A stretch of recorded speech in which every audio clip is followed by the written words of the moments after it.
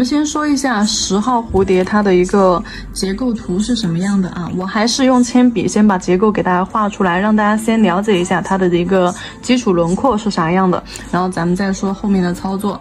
比如说也是你先确定你中线，好，你先确定它的一个身体，我画一个色块啊，当做是这个蝴蝶的身体，然后它的翅膀就是说就是从这个中线这边，对吧？不管是大翅膀还是小翅膀，都是集中在中线这个区域。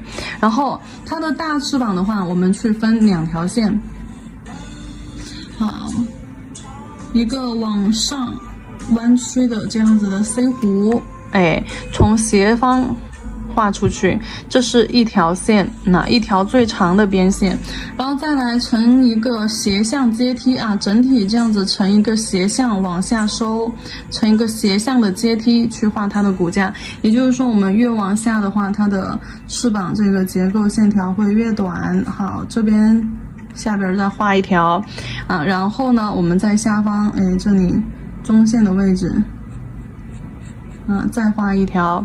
3条线，这个是翅膀的一个结构图。好，也是一条线，两边高度对称啊，你自己去找一下水平线，目测一下水平线。好，然后第2条比它稍微矮一点、短一点，收回到这里，这根收回到中间身体部分。然后第3个更短了啊，更短了。好，收回来。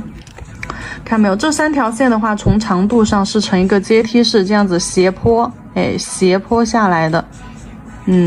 如果说垂直下来的话，那就是在这儿。所以说，如果说垂直下来，那它们的线条长度就要再出来一点啊，就要再长一点，但是并不是的。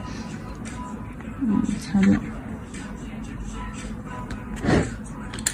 这是它上面翅膀的一个结构，然后再说一下小翅膀的结构。小翅膀的话啊，我们就直接2个线条，哎，就这样给它画一个水滴吧。好，小翅膀就这样绕一个水滴吧。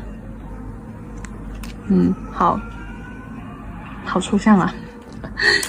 然后我们再来把颜色上去就好了。为了方便，我这里选个暗红色啊，暗红色就是朱红色加棕色加黑色调出来的一个暗红色。把暗红色以浓稠的色块放到假面，就这个蝴蝶上去。比如说这个翅膀这儿，好，给它上一点色，就很浓的颜色，直接去给它把这个空间的色块填上。那比如说像尖尖上啊这些地方，哎，填上。那你看，填上。但是这儿中间是没有连接的哦，所以说你们要看我填的是什么地方，比如说填的是尖尖上，还是底座上，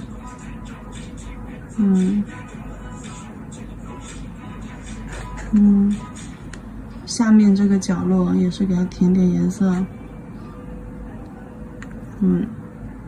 好，你看填上了之后，然后你就大概就知道，等一下它的翅膀形是什么样的。只要把边线这里连接起来，哎，你就知道它的翅膀形是什么样的了。然后小翅膀这里也是，那左边这个线条加一个色块，左右2个线条这样子夹在一起，一个色块，就很凌乱的给它点一些色块进去就好了。然后你再把笔在水里面清洗干净啊，变成一根干净的水笔。用这个水笔尖儿将颜色往外揉，水多一点也没关系，揉出水圈也更没关系。甚至有时候颜色都不用揉来相融，比如这一块我揉完了之后，我就把笔擦了，也就把尖尖上再揉一下。就颜色有深有浅，有浓有淡，都可以。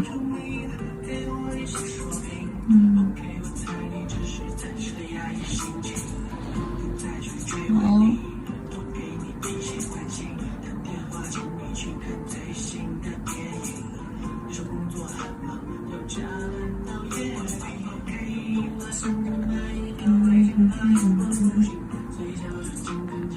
色块的中间揉一下颜色，让颜色有深有浅，有虚有实。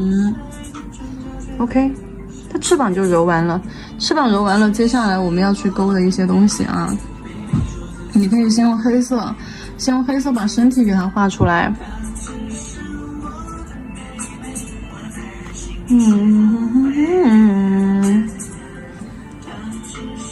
好，我们可以先用黑色把中间身体画出来，画一个这种椭圆形小色块儿。好，椭圆形小色块儿，色块儿还得拉一点这种这种小细线，画个小水珠下来。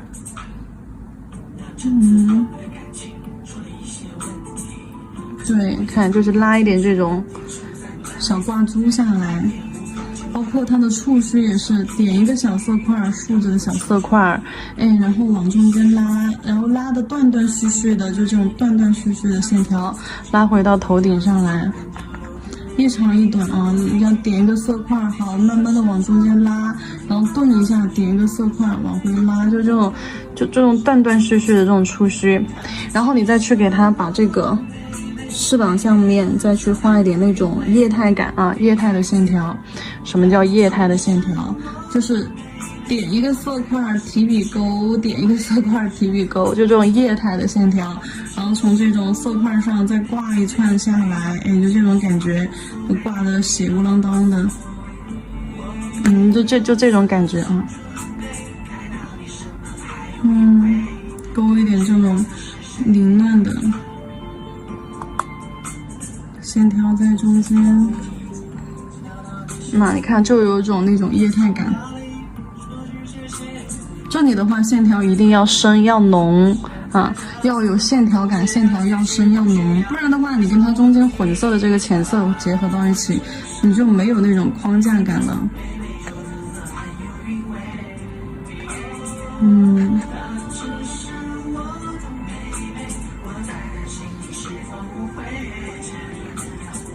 就这样点一些色块斑点啊，就像血迹一样的这样点在上面。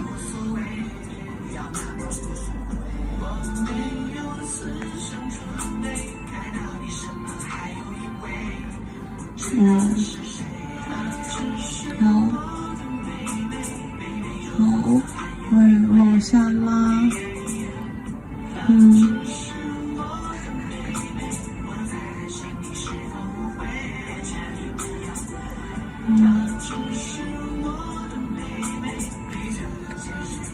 画这种液态的线条的话，你就注意，你如果说是要画两根，然后你就注意它们之间的交叉交错感，怎么去画液态的线条啊？我在旁边示范一下怎么画液态的线条。笔尖上颜色要取浓厚一点，